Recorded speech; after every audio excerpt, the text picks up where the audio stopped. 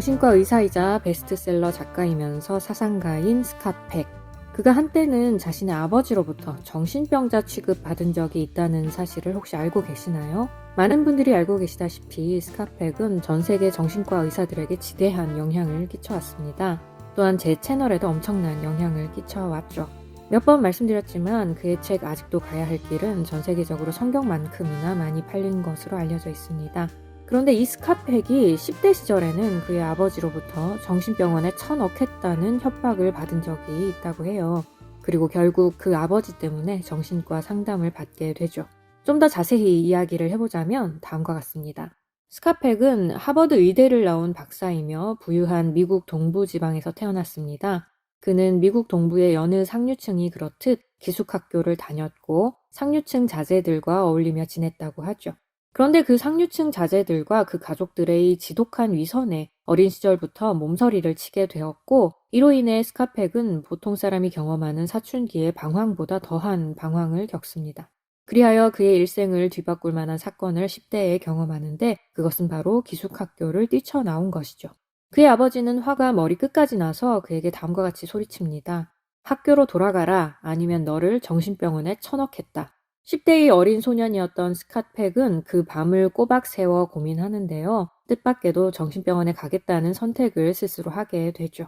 그렇게 해서 입원까지는 아니지만 처음으로 정신과 상담을 받게 되었고, 끝내 위선적인 상류층의 기숙학교로 돌아가지 않았다고 합니다.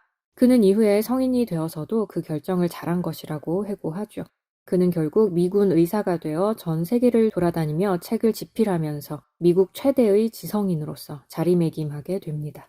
뉴욕타임스 베스트셀러 1위에 오른 것만 해도 여러 번이었죠. 어떠세요, 여러분? 사람들의 위선에 염증을 느끼고 기숙학교를 뛰쳐나온 스캇 팩의 이야기를 들으며 어떤 생각이 드시나요? 사실 많은 사람들은 심각한 위선을 목도하는 일이 있더라도 스캇 팩처럼 학교를 뛰쳐나올 정도로 문제의식을 느끼지는 못합니다. 우리 주변의 많은 사람들은 선과 악에 대해 별로 관심이 없어요.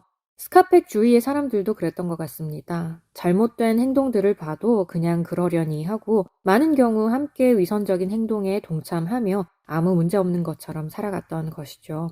그런데 스캇 팩은 그런 사람들과 많이 달랐습니다. 사람들의 위선을 그냥 두고 보지 못했어요. 위선을 행하면서도 잘 먹고 잘 살던 대부분의 사람들과 완전히 다른 감정을 느꼈다는 겁니다.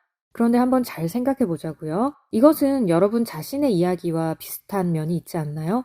나르시시스트의 위선적인 모습을 볼 때마다 부정적인 감정을 느껴왔던 여러분의 이야기 말이에요.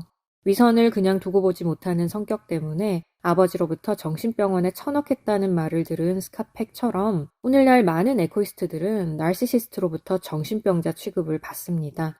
나르시시스트와 심각한 관계 안에 있어 본 사람들은 이게 무슨 말인지 아실 거예요.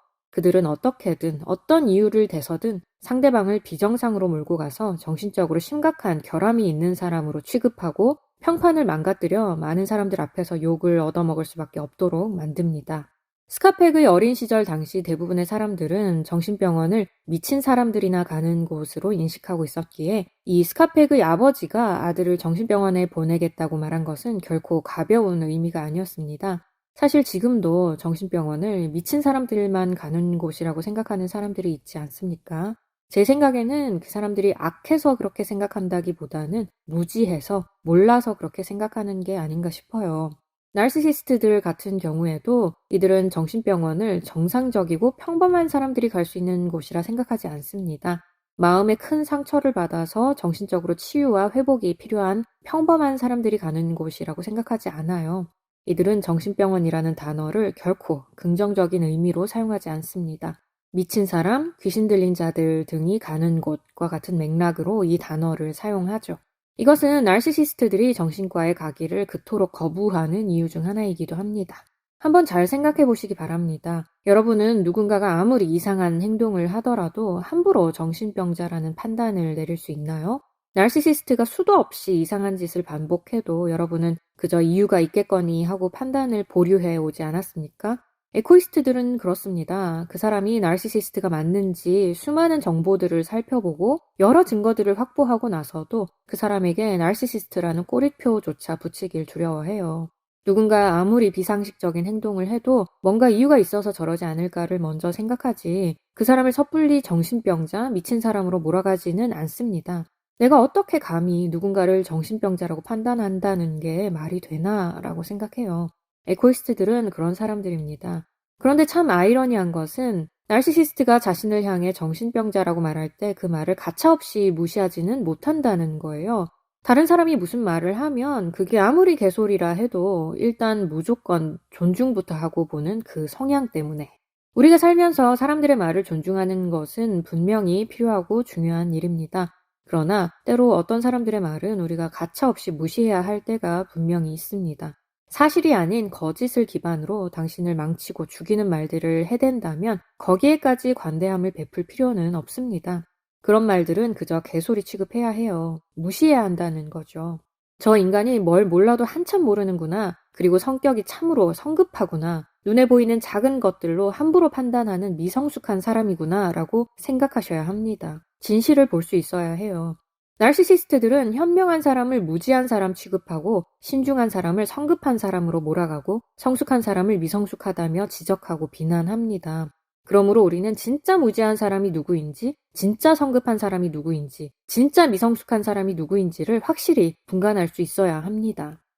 그리고 기억하시기 바랍니다. 진짜로 귀신 들린 자들이 오히려 다른 사람을 귀신 들린 자로 몰아간다는 것을요. 성경을 들여다보면 바리새인들이 예수님을 귀신 들렸다고 지적하는 것을 볼 수 있죠. 지난번 영상에서 저는 스카펙의 말을 빌어 나르시시스트들이 오늘날의 바리새인들과 같다고 말씀드렸어요. 나르시시스트의 원조격인 바리새인들이 예수님을 보고 귀신 들렸다고 하는 장면을 한번 상상해 보시기 바랍니다. 그리고 예수님은 바리새인들을 보고 마귀의 자식들이라고 지적하죠. 서로가 서로에게 귀신 들렸다고 하는 상황. 누구의 말이 맞는 걸까요? 제가 지금까지 여러 번 말씀드렸지만 나르시시스트들은 늘 자기 자신에게 해야 할 말을 상대방에게 합니다. 일종의 투사로서 말이죠. 자기가 바람을 피우고 있으면서 애꿎은 배우자를 바람 피운다고 의심하고 자기가 계획 없이 돈을 펑펑 쓰면서 상대방에게 돈을 많이 쓴다고 비난하고 자기가 늘 지배하고 통제하려 들면서 상대방이 자신을 간섭하고 억압한다고 비난하죠. 자신이 늘 거짓말만 하면서 늘 정직하게 말하는 상대방을 거짓말쟁이 취급합니다. 진짜 귀신에 들려서 마귀의 자식 노릇하고 있는 것은 바로 바리새인들이었고 이 바리새인들은 스스로에게 해야 할 말을 상대에게 하고 있었으며 예수님은 그 바리새인들이 들어야 할 진실을 말씀하셨던 것이죠. 어쩌면 예수님은 오늘날 우리에게 한 가지 가르침을 주고 계신 것이 아닌가 싶습니다. 나르시시스트들이 여러분을 향해 넌 미쳤어! 라고 말을 할 때 아, 내가 진짜 미친 걸까? 라고 스스로를 돌아볼 게 아니라 아주 단호한 음성으로 미친 건 내가 아니라 너야! 라고 말해야 한다고. 그들의 수작에 넘어가지 말고 그들이 들어야 할 진실을 말해야 한다고 가르쳐 주시는 것은 아닐까 하는 생각이 듭니다. 두 사람이 서로에게 미쳤다고 지적을 하고 있을 때 멀리 있는 사람들은 이 두 사람이 똑같다고 생각할 수도 있습니다. 두 사람이 똑같은 말을 하고 있으니까요. 나르시시즘에 대한 지식이 없는 사람이라면 나르시시스트와 에코이스트를 보고 둘 다 똑같다고 말할 수밖에 없겠죠. 그러나 우리는 알고 있습니다. 한 사람은 자기 스스로에게 해야 할 말을 상대에게 하고 있는 중이고 다른 한 사람은 진짜로 진실을 말하고 있다는 것을요. 그러니 부디 나르시시즘에 대해 알고 있는 여러분만은 겉으로 보이고 들리는 것만으로 판단하지 않기를 그 속을 깊이 들여다보고 진정한 진실을 파악해내는 현명한 사람이 되시기를 부탁드립니다. 나르시시스트들은 자기가 정신적으로 문제가 많은 사람이기 때문에 상대방을 정신병자로 몰고 갈 수밖에 없습니다. 그런데 한편으로 또 생각해보면 나르시시스트들이 볼 때 우리는 어쩌면 정말 정신병자같이 보일 수도 있겠다는 생각이 들어요. 그들이 생각하는 옳은 것을 우리가 틀리다 하고 그들이 틀리다고 말하는 것을 우리가 옳다고 하니까요. 자기들 눈에 보이지 않는 것을 보았다고 하고 보이지도 않는 걸 보인다고 하니까 말이죠. 자기 성찰이라고는 눈꼽만큼도 못하는 나르시시스트 입장에서는 저 인간이 미쳐도 단단히 미쳤구나 하는 생각밖에 더 들겠습니까? 아무튼 그들이 어떤 생각을 하고 무엇을 느끼든 그것은 우리가 신경 써야 할 바가 아닙니다. 이런 그들의 정체를 제대로 알고 나서 해야 할 일은 우리 자신을 제대로 지키는 것입니다. 우리가 신경 써야 할 것은 바로 우리 자신이에요. 나르시시스트로부터 최대한 영향받지 않고 내가 가야 할 길을 그저 걸어가는 것. 아직도 가야 할 나의 남아있는 소중한 인생을 최대한 행복하고 의미 있는 시간으로 채우는 것이 우리가 바로 가장 관심을 가지고 신경 써야 할 일입니다. 나르시시즘에 대한 지식을 통해 부디 여러분 자신과 주변 사람들이 소중한 삶을 안전하게 지켜나갈 수 있게 되시길 바랍니다. 이 나르시시즘이라는 지식은 그렇게 단순하지만은 않기 때문에 책 한두 권, 영상 한두 개로 다 판단할 수는 없고 시간을 들여 깊이 들여다봐야 합니다. 저의 두 번째 책, 나는 왜 배려할수록 더 힘들어질까를 통해 나르시시스트들로부터 스스로를 보호하는 법을 배우실 수 있습니다. 저의 책과 제 채널의 영상들 뿐만 아니라 나르시시즘에 대해 이야기하는 다른 많은 지식인들과 전문가들의 책과 강연, 영상 등을 계속해서 참고해 보시면서 이 악한 사람들을 어떻게 다루어야 하는지에 대해 감을 잡게 되셨으면 좋겠습니다. 전문가들조차도 서로 다른 의견을 가진 경우가 있기 때문에 나르시시즘에 대한 공부가 쉽지만은 않을 거예요. 그러나 인간관계에 대해 통달한다는 것은 그만큼 어려운 일입니다. 저도 계속해서 공부해 나가고 있으니 함께 힘을 내보았으면 좋겠습니다.